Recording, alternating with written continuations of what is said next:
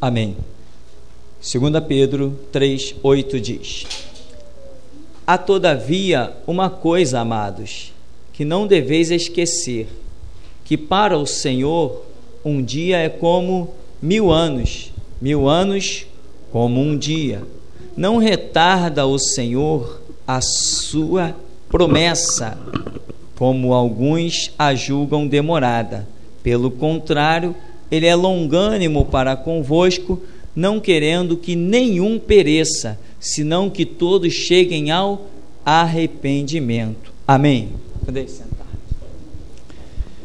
Irmãos, um texto que me vem à memória após a leitura deste é o que diz Ezequiel, que Deus não tem prazer na morte do ímpio.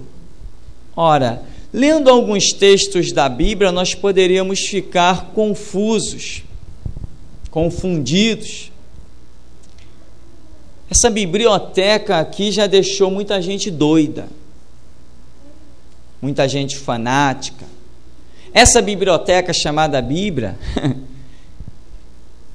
não que ela tenha feito isso, mas as pessoas, por não entendê-la, foram parar em hospício. Por isso Jesus diz: examinai. Não é uma leitura simples, porque uma leitura simples, eunuco lá de Atos com Filipe declarou que não entendia pela simples leitura. Mas Jesus vem e diz: errais por não conhecer as Escrituras e nem o poder de Deus. E diz: o meu povo perece por falta de conhecimento. Esse texto, ele nos parece que, olha, Deus é longânimo, Deus espera o arrependimento. Depois Ezequiel já disse que Deus não tem prazer na morte do ímpio, mas levantava atalaias para anunciarem as grandezas de Deus e o arrependimento. Mas, irmãos, o que nós não podemos fazer é nos confundir. Reino de Deus é para todo mundo? Não, não é para todo mundo.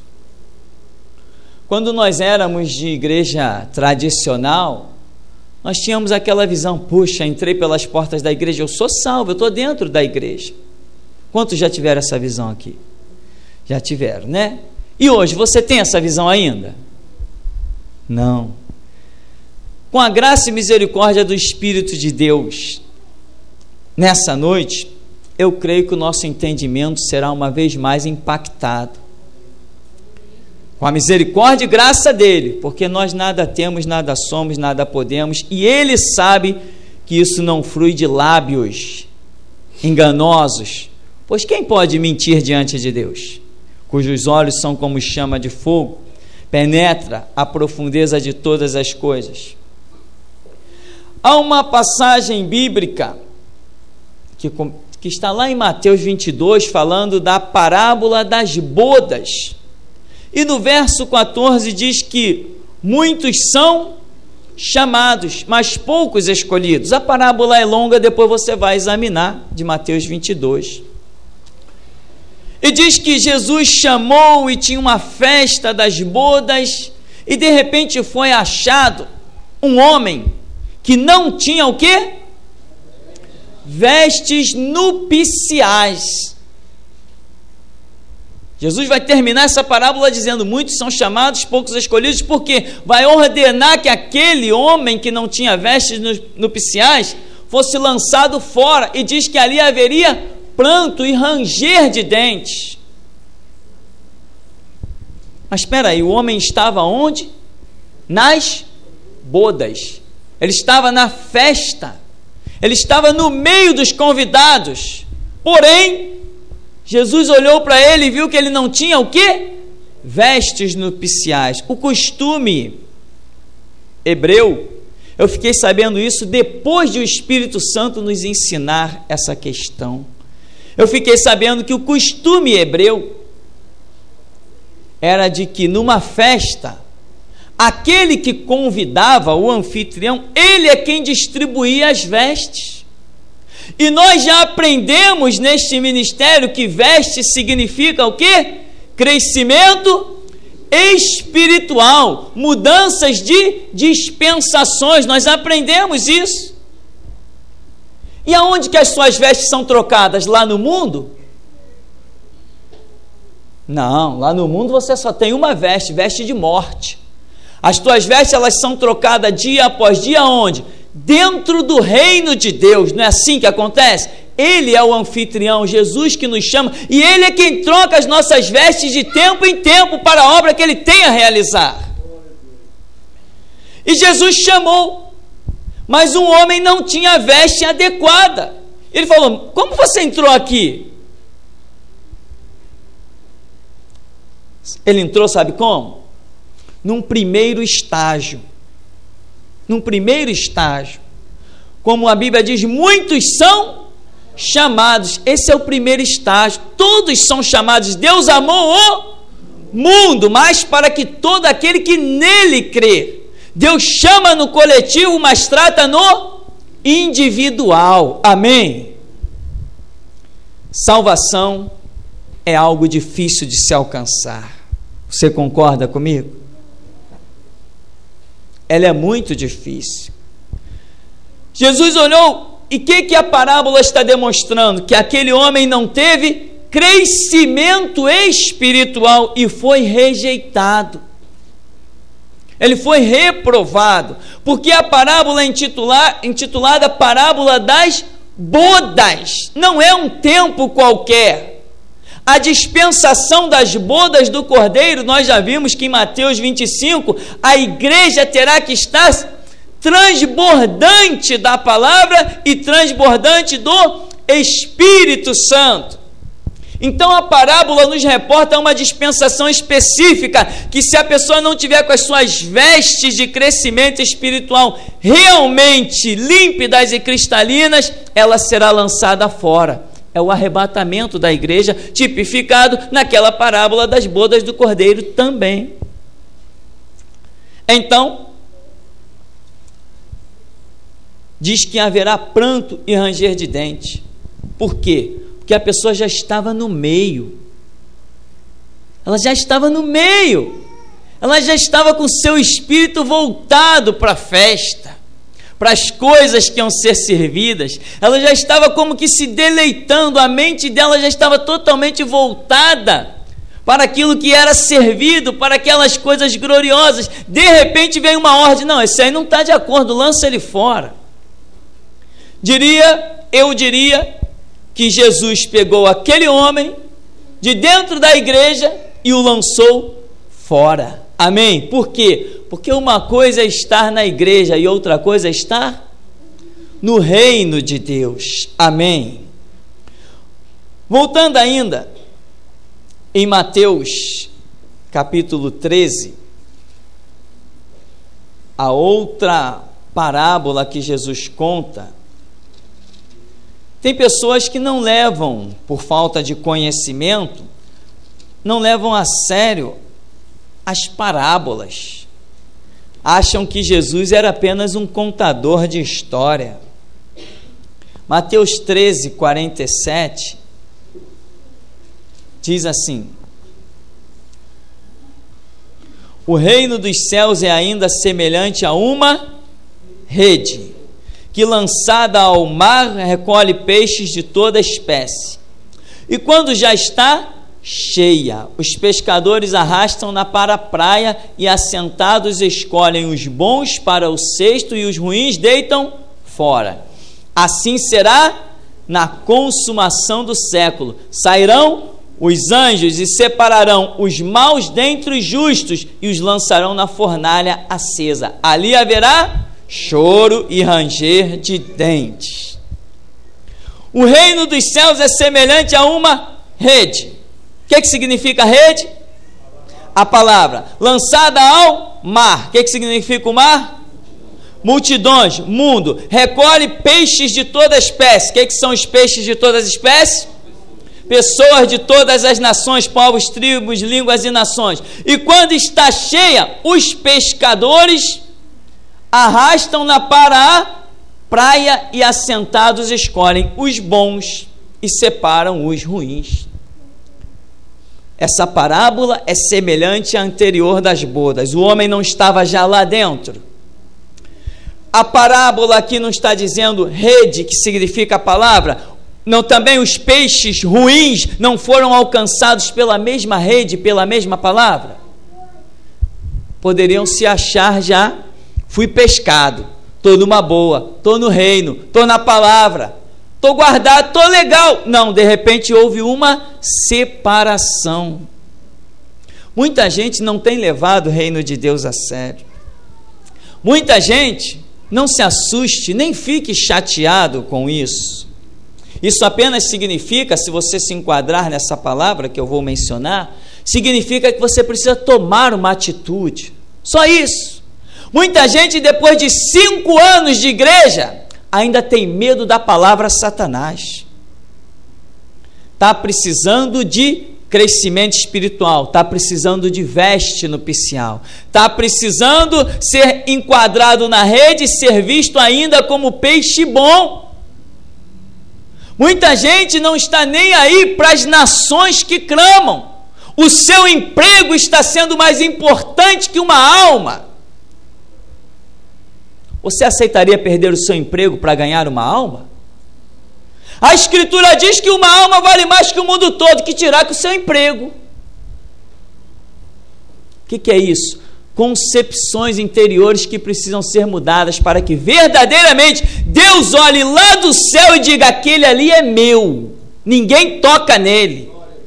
Quando o diabo investe, vê que tem bloqueio, vê que tem a sebe, vê que tem os anjos, arcanjos, querubins e serafins, ninguém toca, é de Deus. Está a serviço do reino. E quem serve a Jesus? Qual é o melhor emprego, hein? Alguém por aí se escandalizou que eu dizia numa fita e agora vai outra. Contava eu que se eu tivesse que ver o meu filho somente um presidente da Petrobras e não vê-lo como um servo de Deus, que eu preferia vê-lo morto já, porque eu sei que agora ele parte salvo. E alguém disse: mas esse pastor é muito radical, vê se pode dizer uma coisa dessa. E quem disse isso? Crente, que pensa que é crente. Meu irmão, essa é a realidade. Quanto vale a vida do presidente do Brasil? Vale muito. Que caminho tem ela? O inferno. Se não houver conversão, não tem o inferno? Ou a Bíblia não é a verdade, a Bíblia não é a palavra de Deus? O que precisa ser mudado são as nossas concepções interiores. Parece que às vezes nós olhamos para as coisas e não colocamos elas nos seus devidos lugares. O reino de Deus tem que ser levado a sério, muito a sério. Muita gente está brincando. E neste lugar, nós apelamos mesmo para que você acorde, desperte, não leve uma vidinha fúnebre parada, como diz Efésios, né? Desperta, tu que dormes, ressuscita-te dentre os mortos e Cristo te iluminará. Quantas pessoas estão por aí orando: Deus me dá um bom emprego? Você já viu um ganhador de almas sem o emprego? Você já viu alguém cheio dos dons e talentos do Espírito Santo passando fome? O que falta? Falta mudar aqui dentro, a cabeça tem que mudar. Tem muita gente se achando salva, sabe por quê? Eu frequentei denominações tradicionais e a pessoa dizia assim: olha, eu tenho um dos melhores empregos. Pessoas que trabalhavam no Banco do Brasil, na Caixa Econômica Federal, pessoas que trabalhavam também na Petrobras e diziam: eu tenho um dos melhores empregos da sociedade, Deus está na minha vida. Miserável, desgraçado, segue nu. A cabeça não mudou. Nem salvos, meu irmão, não é. Sabe o que aconteceu? Quando veio o primeiro atrito pela frente, foram caídos, prostrados, frustrados. E hoje, quando eu encontro com eles, não tem uma vitória para contar, só derrota e desgraça, tanto nas suas vidas, quanto na vida dos seus filhos. Porque julgaram que o reino de Deus possa ser medido por ouro ou prata. Precisa mudar muita coisa dentro da nossa cabeça. Aqui está dizendo: o reino dos céus é ainda semelhante a uma rede. Ela foi lançada. Muita gente está se achando peixe bom, mas vai ser lançado fora. Mas a rede pegou ele, mas não, ele vai ser reprovado. Ele não cresce. Ele não dá o fruto devido. Jesus falou que a árvore seria conhecida pelo fruto. E quanta gente se iludindo dentro da igreja. Não se iluda, meu irmão, por estar dentro da igreja. Eu reconheço que a palavra nesse lugar, ela é dura, ela pode também ser chata, eu sei lá o que pode ser a palavra. Em tudo que é lugar por aí você vai ver as pessoas dizendo: bom, irmão, você está na igreja, que bênção, pronto, Deus está na tua vida, acabou a história. Não, irmão, não. Aqui não dizemos isso porque conhecemos uma realidade diferente.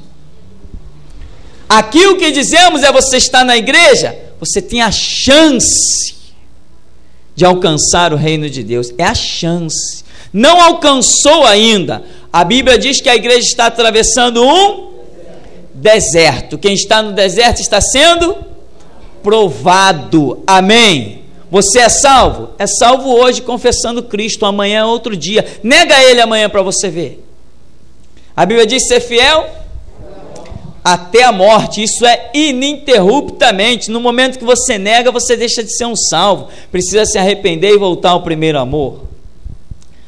Jesus falou lá em Mateus 7 que a porta do céu é estreita e poucos passam por ela. Ele diz assim: entrai pela porta estreita, larga é a porta e espaçoso o caminho que conduz para a perdição, e são muitos os que entram por ela, porque estreita é a porta e apertado o caminho que conduz para a vida, e são poucos os que acertam com ela. Irmão, esta passagem me faz tremer, e eu creio que não só a mim. Às vezes nós vemos igrejas imensas, povo muito grande, e o censo do IBGE de vez em quando solta assim, olha, 25 milhões de crentes, não sei quantos milhares de crentes só no Rio de Janeiro, não sei quantos em São Paulo. E eu olho para aquelas estatísticas e eu fico assim: aonde que esse povo está vendo tanto crente? Aí o crente deles é aquele que carrega a rosa, é aquele que tem a fita ungida no braço, é aquele que faz a corrente e a campanha. O crente deles é aquele que não usa batom, é aquele que usa saia arrastando nos pés, e eles englobam tudo isso e acham que todo mundo é crente. Crente é somente aquele que vive e, se preciso for, morre pela Bíblia, pelo que está escrito no Evangelho de Jesus Cristo. Esse é que é crente, mas o censo do IBGE não consegue detectar isso. E algumas rádios, como eu vejo de vez em quando, e algumas revistas que pensam que são evangélicas, pegam aquela estatística e exibem em primeira página. O censo do IBGE diz que somos não sei quantos milhões. E eu digo: coitados, nem eles não são nada. Nem tem ideia do que é ser um crente. Ser um crente, meu irmão, é Deus contar contigo. Deus conta contigo. Você tem sentido a revelação de Deus na tua vida? Você tem sentido Deus de perto? Olha o que a Bíblia está dizendo aqui: a porta é larga. Já imagina uma porta larga, quer dizer, vem todo mundo e passa todo mundo, é da perdição. Mas a porta estreita, imagina, vem uma multidão, porque a Bíblia diz que muitos são chamados, vem uma multidão correndo, mas na hora de passar na porta, só passa um por um. Sabe o que acontece? Às vezes não dá nem tempo de passar todos. Esse não dar tempo significa que as pessoas não se preparam com rapidez para as coisas do reino de Deus. Quantas pessoas estão por aí estudando horas e horas para prestar um concurso, mas não dão 5 minutos por dia para a leitura bíblica? Quantas pessoas estão se dedicando à oração, porque a sua oração tem uma ambição? Senhor, eu quero passar naquele curso, eu quero passar naquele concurso, Senhor, eu quero um bom emprego, Senhor, eu quero prosperar, por isso oram. Mas se não tivesse esse objetivo, não estariam orando diante do mesmo Deus, dizendo: Senhor, dá-me almas, Senhor, dá-me talentos para te servir, Senhor, dá-me graça na tua seara. E as pessoas estão se iludindo com o reino de Deus. O reino de Deus não é para todo mundo, meu irmão. Apesar de Deus falar por Pedro e por Ezequiel que o seu desejo é que todos sejam salvos e venham ao pleno arrependimento, Ele está mostrando que não será assim. Está mostrando que os anjos vão sair e vão separar os peixes bons dos peixes ruins. Ele está mostrando que a porta do reino de Deus é estreita e poucos passam por ela. Ele está mostrando que muitos já no meio do povo salvo, Ele vai arrancar e botar para fora. Isto é que é verdade. Isto é que é a realidade do reino de Deus. Nós precisamos ter uma vida como ninguém nunca teve. Já estamos vendo os anúncios do reinado do anticristo. Empresários já estão se reunindo no mundo inteiro. Palestras e mais palestras já estão clamando por um governante mundial. A globalização que é profética na Escritura sobre a Europa, a união das 10 nações, já está acontecendo. Criaram uma moeda específica para eles, isso é característica do reinado do anticristo. Eles não fizeram uma união e usaram qualquer moeda, eles usaram uma moeda própria. Isso é característica do Vaticano. O anticristo está com o seu cenário quase pronto para reinar. E a Bíblia diz, vou mencionar isso de novo, que o grito deu-se quando? À meia-noite. Que grito é esse? Esse grito não é um alerta, não é um despertamento para a igreja, mas esse grito não se deu no começo da noite, ele deu-se à meia-noite. Meia-noite é a metade da noite. Deus precisa contar contigo para adentrar a noite e à meia-noite dar o grito. Entende a diferença? Muitos não conseguem compreender essas coisas. Estude, medite.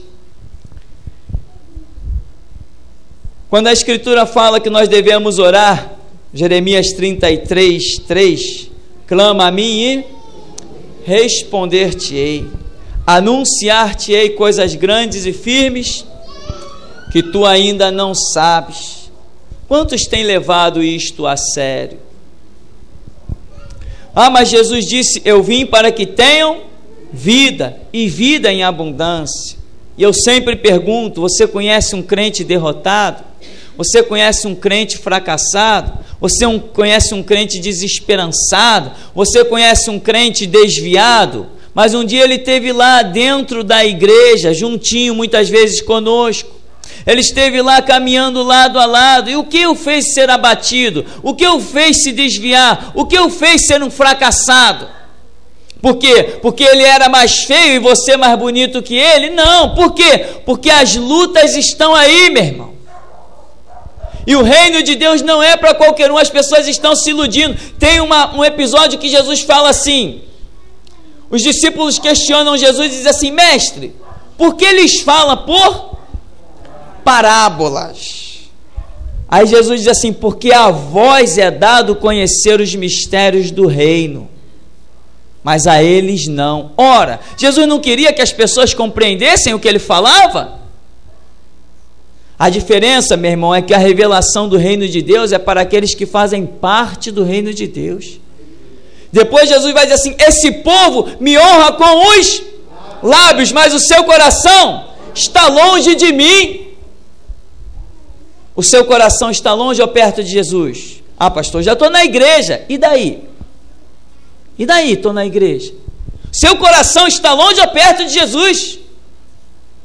Dê essa resposta para Jesus. Faz de conta que fosse Jesus perguntando para você. chegando pertinho, dissesse assim: ei, meu servo, seu coração está longe ou perto de mim? Você tem me honrado só com os lábios ou com o coração mesmo? Entende, irmão? Se você honra a Deus com o seu coração, então os talentos de Deus têm que acontecer na sua vida. A obra de Deus tem que acontecer na sua vida. O que nós não podemos é levar a mesma vidinha que os outros antes de nós levaram. Meu irmão, para e olha para trás e vê o teu pastor, vê a tua pastora. Daqui a pouco você vai estar dando aula para eles e eles não vão aceitar, vai dizer: você quer me ensinar? E o Espírito Santo vai mostrar a diferença do que serve e do que não serve. Isso é o que vai acontecer. Mas você vai ver que eles vão continuar marchando no mesmo lugar. E nós não podemos, nós temos que invadir as regiões celestes, desestruturar principados e potestades. Isso não é com uma vidinha, isso é com uma vida real com Deus. Isso não é com o rancor do meu irmão, com ódio do meu inimigo. Isso é com vida com Deus, andar com Deus, chamar Deus na intimidade, rasgar o coração, abrir o verbo diante de Deus. Intimidade com Deus é o que precisamos. Senão daqui a pouco, meu irmão, você está entrando na igreja como se estivesse indo para um supermercado, e aí naquele grande dia Jesus vai te perguntar: como entraste aqui não tendo vestes nupciais?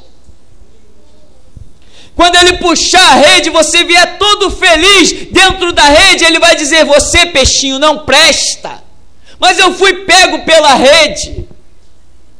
Muitos são chamados, porém poucos escolhidos. Além dessas parábolas todas que já temos mencionado, o Senhor Jesus enfatiza uma intimidade necessária com ele, além de Jeremias 33:3.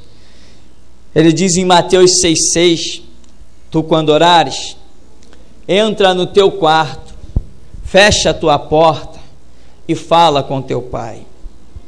Há quanto tempo você não faz isso?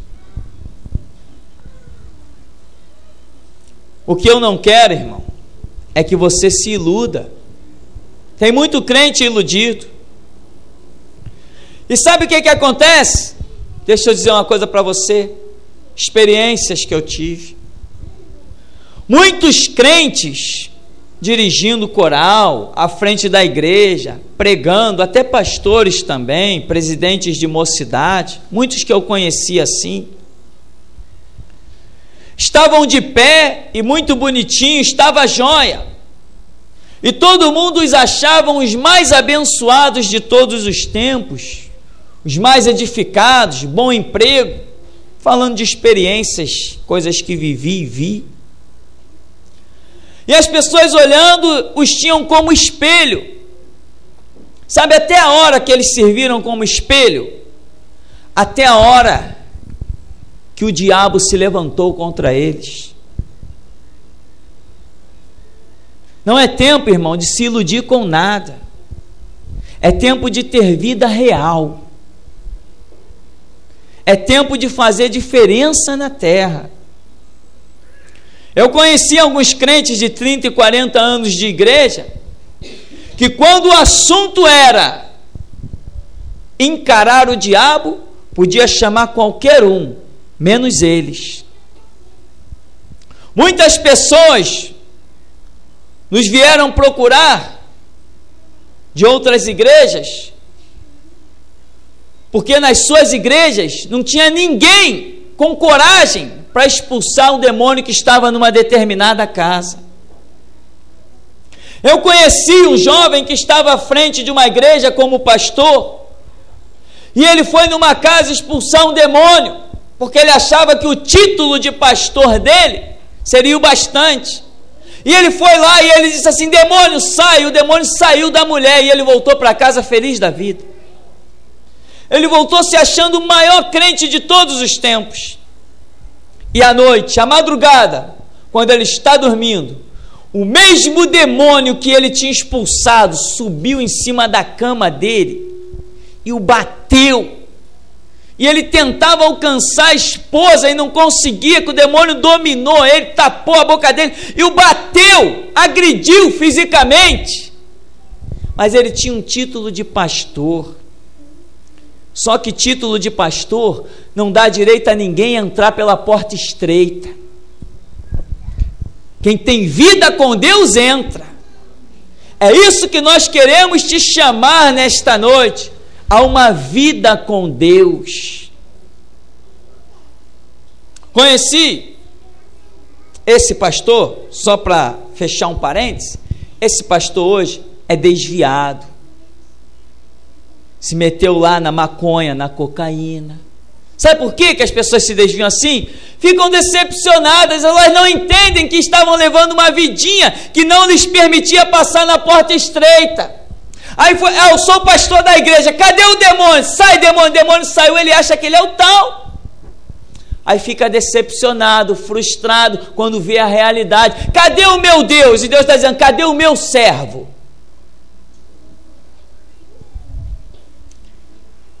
No mesmo local, um grupo foi orar por uma mulher completamente possessa e enferma, no mesmo local. A igreja foi toda lá, vamos lá orar, vamos, oba, oba, trem da alegria, foi todo mundo. Quando eles começaram a orar, só viram passar uma figura negra do quarto para a sala. Um foi tomar café, o outro disse que tinha compromisso, o outro foi. No dia seguinte, na hora de orar, não tinha mais um. Porque não tinha vida com Deus. Quando você tem vida com Deus, o diabo ele pode te cercar com os seus carros e carruagens, como cercou a Eliseu no monte de Samaria. Mas quando você tem vida com Deus, você também tem visão espiritual. E você saberá que maiores são os que estão contigo do que os que estão com eles. E você alçará a tua voz a Deus e terá resposta. Vida com Deus é o que manda. Não te escondas. Hoje você está no banco, amanhã você vai ser um pastor. Claro que vai ser. Esse mundo está precisando de obreiros. Os pastores velhos e engravatados, olha o que eles estão fazendo por aí. Estão desfilando de BMW, limousine. Os pastores mais antigos estão curtindo os bens da terra. Deus vai chamar você para mostrar os erros deles. E quando você for, meu irmão, que receber um título, não dado por mão de homens, não ouses repousar no teu título. Tem pessoas tão inchadas com seu próprio título, que na hora de passar na porta estreita, o título não passa, e ela tem que ficar junto com o título. O que nós queremos? Vida com Deus. Ah, pastor, mas Deus amou o mundo de tal maneira para que todo que nele crê não pereça, mas tenha a vida eterna. Um dia alguém chegou aqui, algumas vezes, algumas pessoas chegaram perto de mim e disseram assim, mas Deus não é amor? Eu disse assim, é. Quem criou o inferno? Quando a pessoa ficava hesitante para responder, eu dizia, o teu Deus que é amor, criou o inferno, e não criou para ficar vazio, acredite. Então, querido, só para nós concluirmos, em Mateus capítulo 13, Jesus fala esta parábola: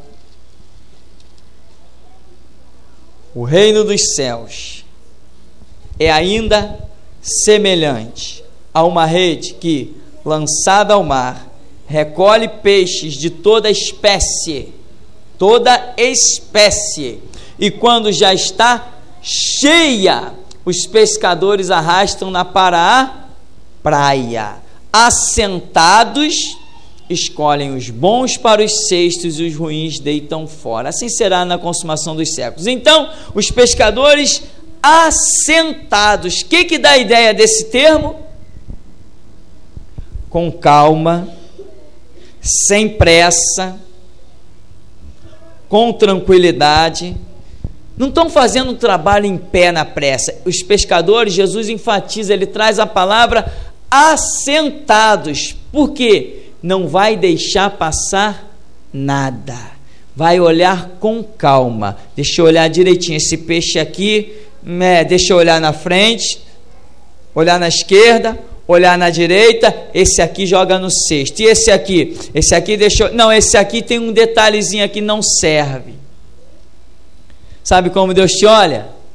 Assim, ó, com toda calma, assentado, tranquilo. Deus vai te olhando de cima e embaixo. Ele pega o prumo dele, põe do seu lado e diz assim: olha, a minha porta tem tantos centímetros de espessura, esse daqui está precisando de um regime espiritual, não vai passar. A minha porta tem altura tal, esse daqui está precisando descer um pouquinho a casa do oleiro e vai ter que inclinar a cabeça, se não inclinar, não passa. Não passa, não vai passar. E aquela ali vem no salto alto e não vai passar, vai bater com a cabeça. Ele olha detalhadamente, amém? É necessário se despir do salto alto. É necessário se despir das vestes largas, dos atavios exagerados. É necessário realmente, primeiro, descer a casa do oleiro e aprender com o Senhor. Esta é a luta. Se alguém disser por aí que tem demônio fazendo gracinha por aí, podem chamar você na sua casa. Se alguém disser que tem alguém enfermo em algum canto, podem chamar você para orar por ele. Se alguém disser que o diabo está pintando 7, 8, 9 e o 10, pode chamar você, porque você vai acabar com a roça dele. É isso que Deus quer.